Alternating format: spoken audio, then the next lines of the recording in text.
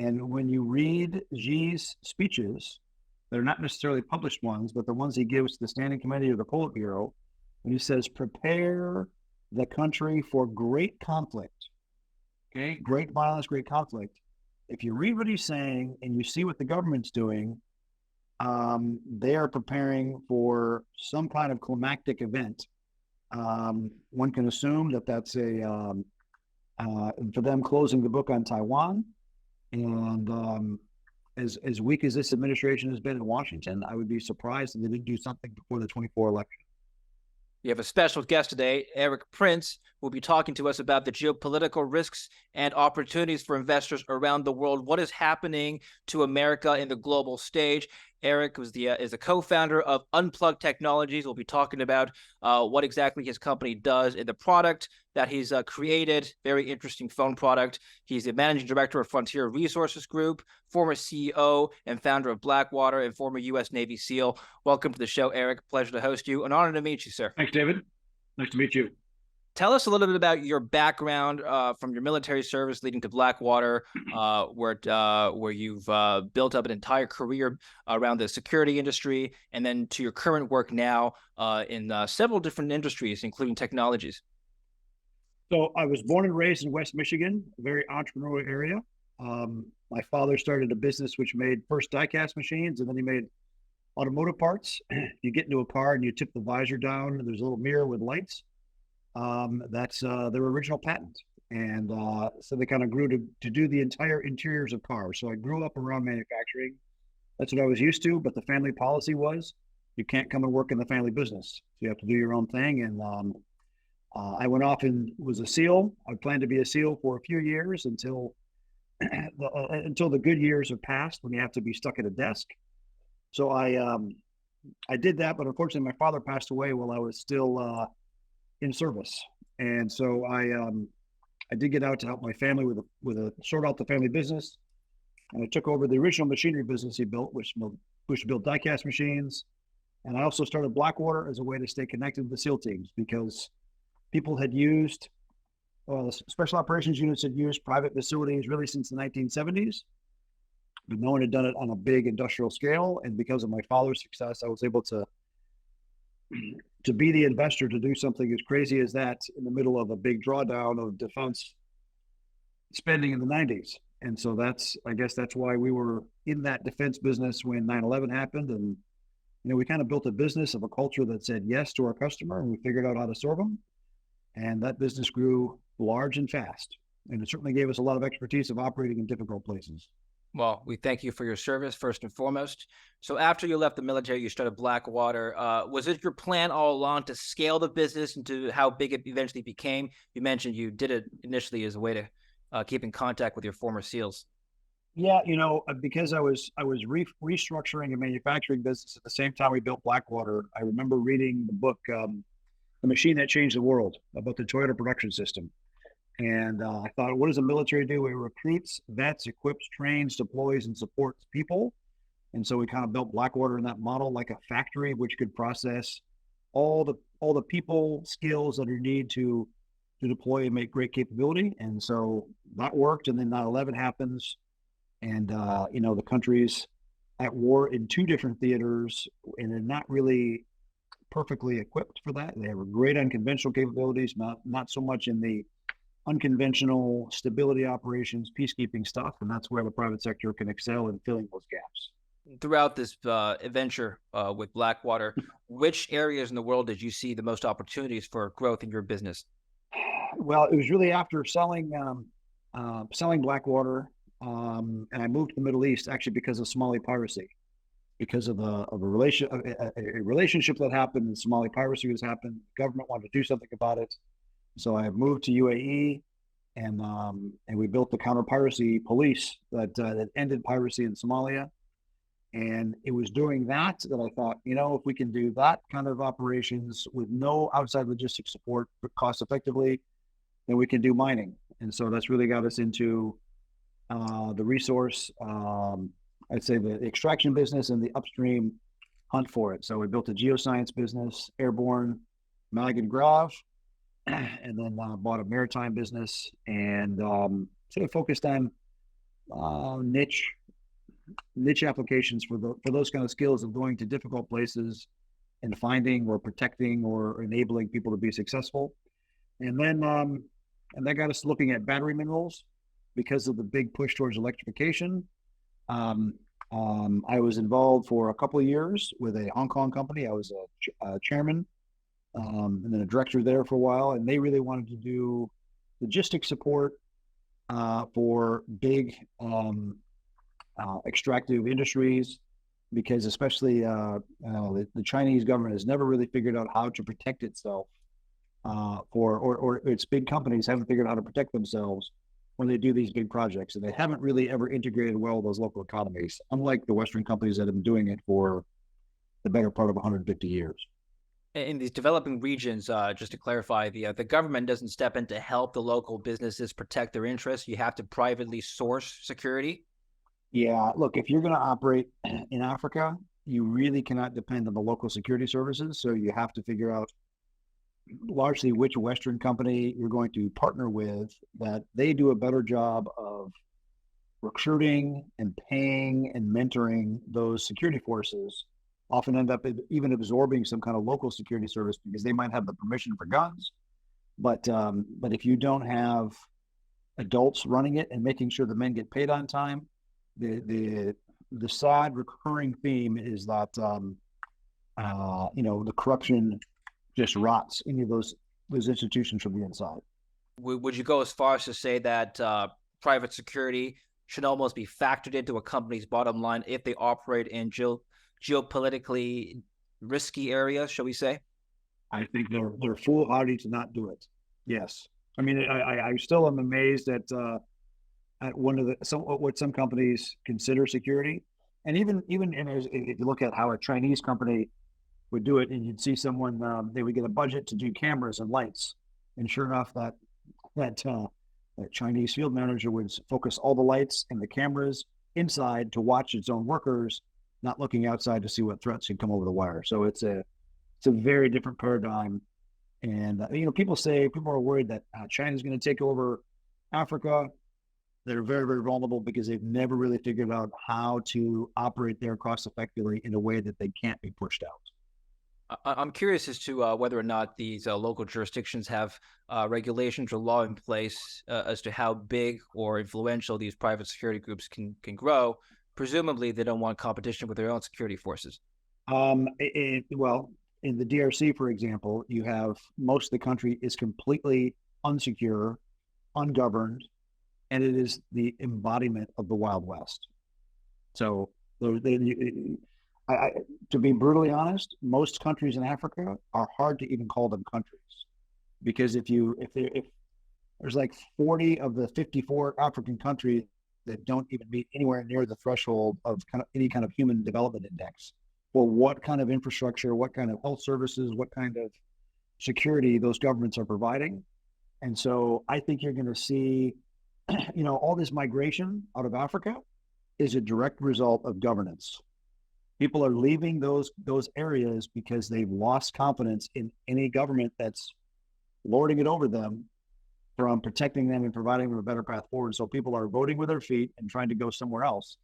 And so unless the entire Sahel is going to be allowed to drain into Europe, which I don't think is a good idea, someone has to do a better job of governing those countries. We have a number of. Sorry, please go ahead. It's tough. I hate to see these countries. They have so many young people with no prospects of hope, and so they turn to radical Islam or criminality or whatever. And that's it's compounding the problems in the wrong direction. Many of the viewers on this show are investors who are interested in investing in companies operating in countries like the DRC. We're talking about companies that extract precious metals or battery metals in your case. What kinds of questions should they be asking company management operating in these regions if they want to get a better sense of whether or not they're secure, or get a better sense of whether or not they're acclimatized to local geopolitical risks? They should really understand how far their logistics lines run until they can get to the point where they're paid. How far do the goods need to go to get to the mine to keep it running food, fuel, people, etc. And then once you produce that offtake, how difficult, right? If you're in Katanga, down by Lubumbashi in DRC, probably going to be okay because there's such a concentration of money and a bit of competence there. That's going to be okay. But if you get up into the Kivus or Kasai Oriental or a lot of the other places that are on the edge, you're exceedingly vulnerable. And in fact, we just looked at a gold mine that that a New York hedge fund and a Chinese company put $800 million into.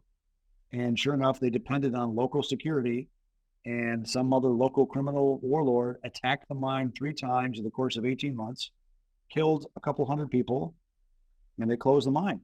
And they basically wrote it off. So, or at least a 90% write down because they didn't have a proper security plan and they never really thought about the logistics. So it doesn't matter how rich the seam is and how easy it is to mine. It ultimately depends on how you can get your stuff to where you can get paid for it. That's what matters. Let's turn now to geopolitics. Throughout your career as an operative in the SEALs, you are deployed, I believe, in the Middle East, Bosnia, and Haiti. At any point throughout your career, did your idea of American hegemony or military superiority change? Did it change? Well, look, I was in 92 through 96, and seeing Yugoslavia melt was terrible. I actually went through Yugoslavia the day I left the country 2 days before the Civil War started. I was actually on my honeymoon. And then I ended up coming back 3 years later with a bunch of my friends with guns, right, as a SEAL. And seeing the ethnic strife, the sobering thing is seeing how quickly what was a fairly advanced society that had gotten along for at least 100, 150 years, how quickly it went tribal, how quickly it came apart. And that is really hard to see. And it's hard to envision parts of America coming apart like that as well because of bad governance and runaway crime. America has not engaged with a near peer adversary, at least not in open warfare, since World War II. Should America engage in a kinetic war with a near peer, would American forces be ready? That's the multi-trillion-dollar question, right? Is the Pacific Fleet ready to fight tonight? And I'm worried that years of non-combat focus social engineering in the military has degraded its capabilities. When you have multiple ships in the Pacific Fleet having killed sailors from collisions with commercial vessels. Now imagine that. It's not like an airplane collision in a crowded area. It's ships where you have closing speeds of maybe 30 knots or 40 knots with very high dollar weapon systems that are supposed to detect all these incoming threats. And yet a $1 billion warship runs into a container vessel 3 times in the course of 2.5, 3 years. We lost an LHD class helicopter carrier.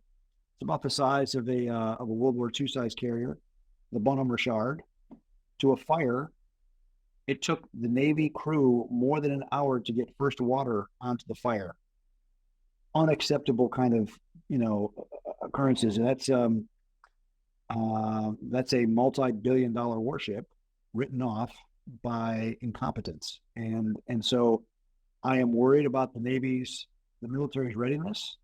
It's one thing to fight against illiterate goat herders using 70-year-old weapons on the hills of Afghanistan. It's another one to fight against very smart people that are very well resourced industrially with a lot of time to plan. I think it's even seeing. I was just in Israel recently and seeing the 4,000 Hamas terrorists busted through 30 breach points and caused huge carnage in Israel. And Israel is, spends a lot on technology, has a lot of capability, but again, a crafty enemy can definitely slip on by you. And so it's always very, very dangerous to assume what was in the past would be so in the future. And I think the danger is a Jutland-like moment. Remember, the Battle of Jutland was between a rising continental power, Germany, against Britain, which had really ruled the waves for the previous 150 years globally. And the British Navy got spanked at Jutland. It wasn't a complete loss, but they definitely didn't win. And that moment, I would say, was the beginning of the end of the British Empire. And if the U.S. Navy has a loss, takes a loss or two of aircraft carriers, it being anything that can be located today makes you an exceedingly vulnerable target. Because when precision weapons have now devolved down to where ISIS can use drones to drop grenades through tank hatches, anything can become a precision weapon. And the Chinese have invested tens of billions of dollars in capability to sink big aircraft carriers. And so the Navy cannot afford, the United States cannot afford a Jutland moment, because that even affects our currency. I mean, think about it. In the macro economy, our economy is underpinned by the fact that the dollar for now is the world's reserve currency. It's what lets Congress spend trillions of dollars more than we have, which subsidizes the entire American way of life. If that goes away, if the dollar is world's reserve currency, loses its status. And I would say that the perception of American military hegemony is somewhat underpins the dollar status. So it's all linked together. And so one aspect goes, it can go to shit very quickly. Okay, as we're speaking to the APEC conference is happening this week in San Francisco. Among the many notable meetings is between President Biden and President Xi of China. President Xi told Joe Biden that, I quote in the press, "Planet Earth is big enough for both the U.S. and China to succeed." He said the China-U.S. relationship, which is the most important bilateral relationship in the world, should be perceived and envisioned in a broad context of the accelerating global transformations. Many political pundits have speculated, Eric, that China-U.S. relations are at a 40-year low. First of all, would you agree with this assessment that the relationship between these two countries have not been worse since the Cold War? That's a correct assessment. And I think if you look at what China is doing, they're doing a lot of uneconomic steps to make themselves sanction proof. Whether it's their biggest banks selling off their entire portfolio of leased aircraft, they're selling off U.S. treasuries. They are stockpiling significant amounts of hydrocarbons, significant amounts of wheat. And when you read Xi's speeches, they're not necessarily published ones, but the ones he gives to the Standing Committee or the Politburo, when he says, prepare the country for great conflict, okay, great violence, great conflict. If you read what he's saying and you see what the government's doing, they are preparing for some kind of climactic event. One can assume that that's for them closing the book on Taiwan. And as weak as this administration has been in Washington, I would be surprised if they didn't do something before the 2024 election. What is that something, Eric? Whether it's a move with the Chinese maritime militia, just like they're doing out in the Philippine territories now, contesting, they're probing, they're seeing what the response is. I can see them staging an incident on maybe Quemoy or Matsu or one of the other nearby Taiwanese islands close to the Chinese mainland to see, right, is Biden going to roll out an aircraft carrier for those islands, or what is the response if they're claiming this is Chinese territory and we're going to take it, we're going to blockade it. They're probing, and I wouldn't be surprised if they do some kind of event to retake Taiwan before the 2024 election. And the weather window for that, amphibious invasion, airborne invasion, that opens in about April, May. Early June are the best months. Beyond that, you have a lot of wind and you have typhoon season the rest of the summer. Based on your assessment of currently available data, Eric, would you say that China has the military ability to, within the next 48 months or so, launch a successful maritime invasion of Taiwan and keep the island? That's a hard question to answer, but I would put it this way. They have to do it either by airborne invasion, which means they got to move 10 to 15,000 people rapidly by air into Taipei to seize the key government issues. They have a lot of fifth column capability already inside Taiwan, or to do an amphibious invasion. They don't have any great beaches. I actually have an old frogman friend that surveyed every beach in Taiwan in 1959 already. Fortunately for Taiwan, they don't have great landing beaches, which makes an amphibious invasion hard, not impossible. Does that mean, look, all the Chinese generals, all the senior ones, got there by buying those positions, and they got a lot of stuff, and so they keep telling President Xi, we're ready, we can go. Um, Xi has made it this issue is paramount for him. The retaking of Taiwan. He has a unique window. Look, obviously, what happens in January in Taipei with the elections, does it go to the KMT? Does it go to the DPP? Or does the guy from Foxconn, Guo, does he get elected? I mean, interesting. Here's the guy that makes most of Apple's products in China, being the most pro-Beijing candidate running for president in Taiwan. So watch that election first, and that will be a bigger indicator of what's going to happen later in the spring regarding China and Taiwan. When you were in the SEALs in the early 90s, did you think that the American military prioritized China as a threat in any way 30 years ago? Not at all. At what point did that attitude shift, Erik?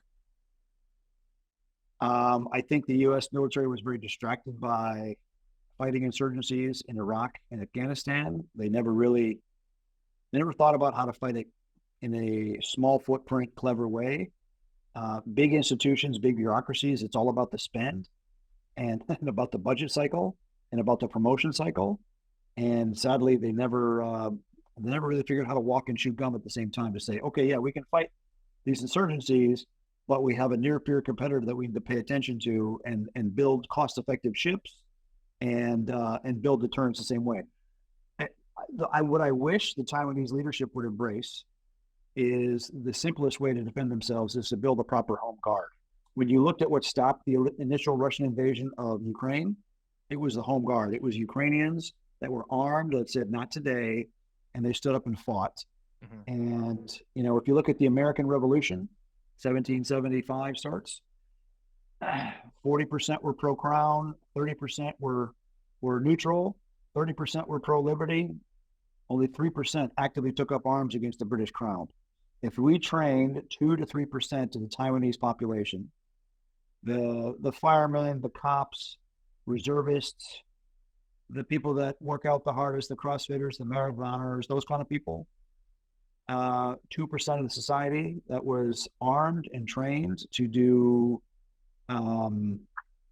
partisan type warfare, it would make a seizure of Taiwan exceedingly difficult for the PLA, because China has to go fast if they're going to take the islands, because they cannot afford an embargo or blockades that would stop trade and their need for hydrocarbons and food. So that's it's a simple math for Taiwan to do that. That's cheap to do, and I think it would make an invasion the least likely scenario at that point. Because again, any magical weapon system that the Taiwanese government tries to buy can be located and destroyed with medium range Chinese missiles launched from the mainland. What they really can't do is try to destroy remotely 300, 400, 500,000 gunned up Taiwanese that will defend their neighborhood, their communities, and their country. Do you think that China, Russia, and Iran are building some sort of military alliance? And if so, could that challenge U.S. military presence? I would say China and Russia are frenemies. They're I would say part allies of convenience. Remember the long-term threat to Eastern Siberia is China. It's sad that the left made such nonsense of the 2016 Russia-Trump collusion hoax, because if Trump had not been hammered with that kind of nonsense, he could have made a deal with Putin that would have pulled Russia much closer to a maybe not alliance, but at least a better normalized relationship with the West, because culture-wise, China belongs with Europe, and the West much more than it does aligning itself with China. Okay. We can't close off on geopolitics without at least commenting on Israel. Just one question here. Do you think this has the potential to escalate to involve other actors outside the Middle East?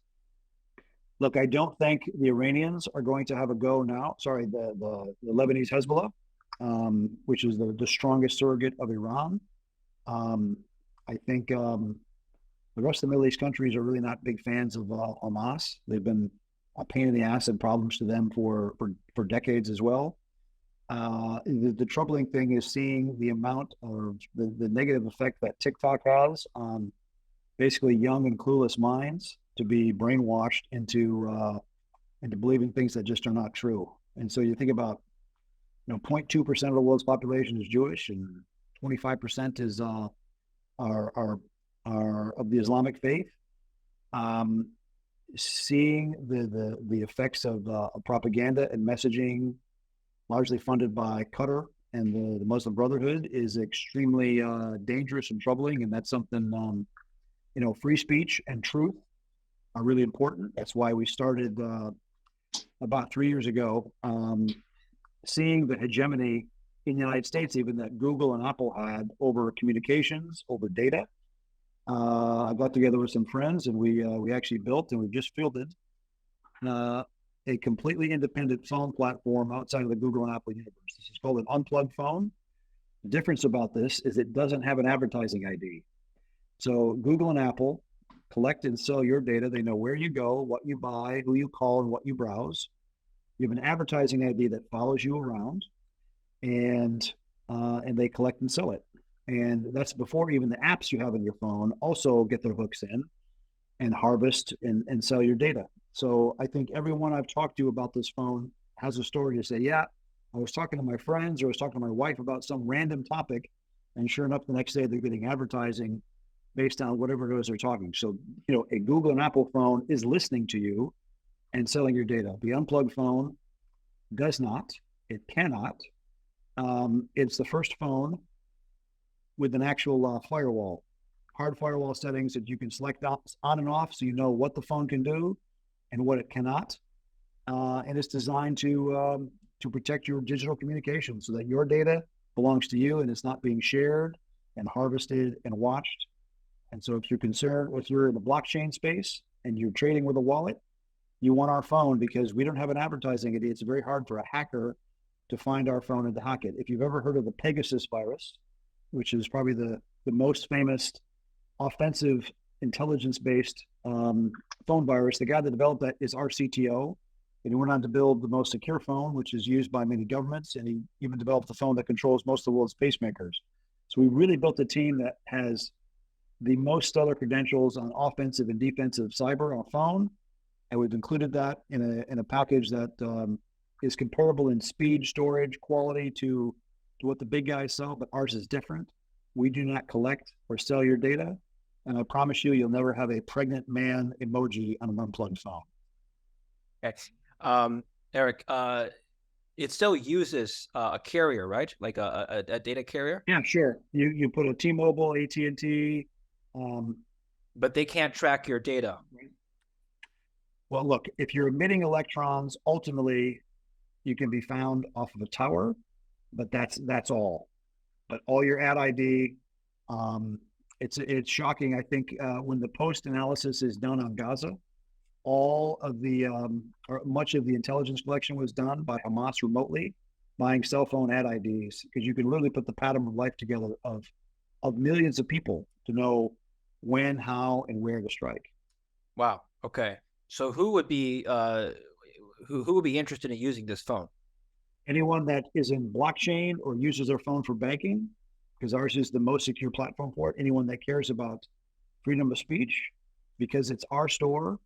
We're not subject to Google or Apple telling our users what free speech apps, what trading apps, or whatever they can or cannot have.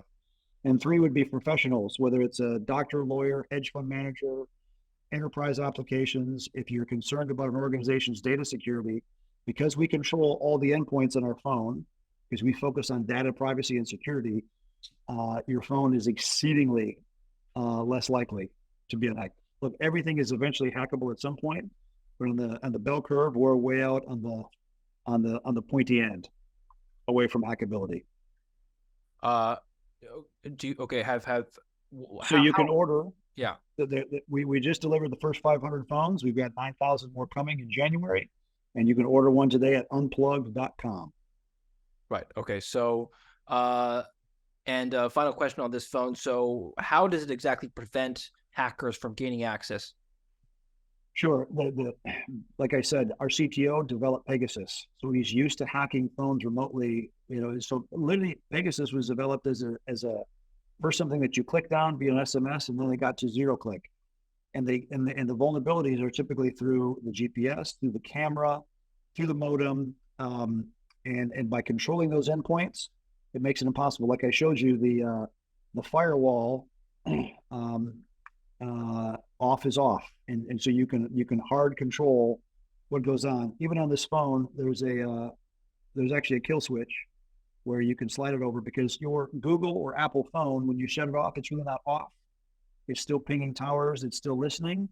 Our phone, you can separate the electronics from the battery, so that off means off. We also have a secure messenger, which it's AES-384. It generates a new encryption key every call.